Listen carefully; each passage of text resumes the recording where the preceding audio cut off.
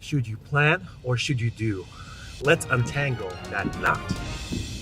One of the biggest mistakes people make in building a business or doing anything worthwhile or major, important, in large scale of any kind of big importance is they think and they see the scale and the magnitude of the decision. It could be as small as trying to buy a couch for yourself, which is still pretty large. It's an expensive piece of equipment, or starting a business, or finding a wife. I mean, or starting a family, or buying a home, buying a car, moving into a new city, getting a job, leaving a job. A lot of major, vital, crucial decisions in life.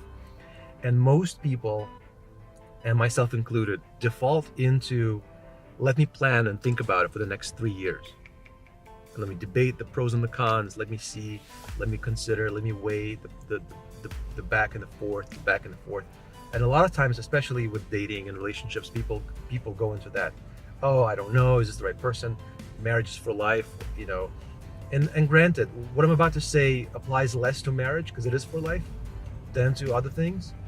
But for example, with a couch or with a house, with a job, the number one insight for how to do it is not to plan it too much.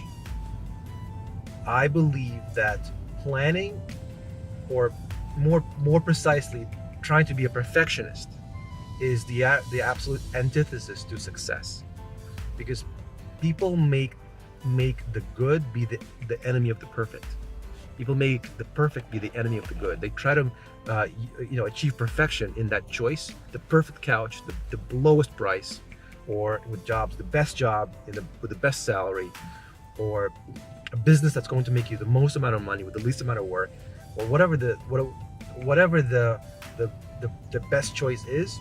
People spend so much time planning how to get that best choice that they end up never actually starting or completing the task.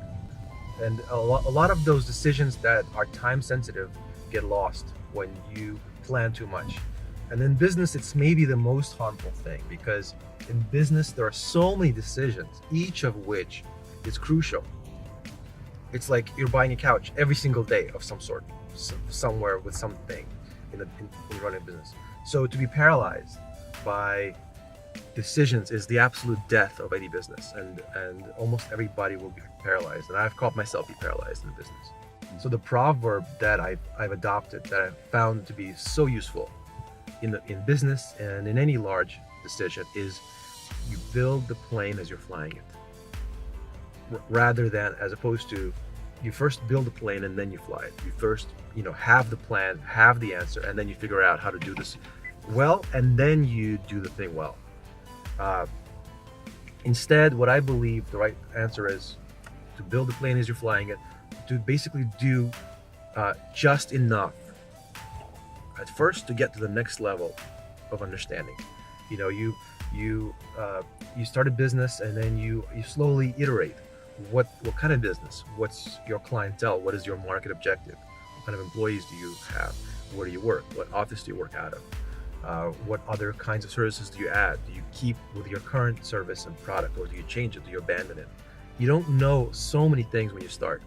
So instead of planning and just trying to have a master genius plan that's going to last you 20 years, just get something, a bare minimum, and spend 3 months trying it all in, right? Or spend 3 years trying it. All that matters. If it doesn't work, change it, and not be too attached to something that you've decided on. Not to think it's infallible or for all time. It could be just a mistake. You could make mistakes, right? And then having, Thomas Edison said something interesting. He said, "I didn't fail 10,000 times. I just found 10,000 ways the thing wouldn't work." Right? Or Michael Jordan. I hate to be this quote dropper. I'm not a quote dropper, but Michael Jordan said, "I failed over and over again in my life, and that's why I succeed." Failure is one of the most valuable things in a human being's life, if they detach their self-interest and self-esteem from it, and allowing yourself to fail, and having the space and room to fail, make decisions, make choices, make failures, adapt, find ways to improve. That's the way to success. Not having one master plan that's infallible. It's going to work, because I promise you that plan doesn't exist. Don't try to find it. Stop trying to find it. Just go. Tomorrow, wake up and go. Today, right now. go and do something.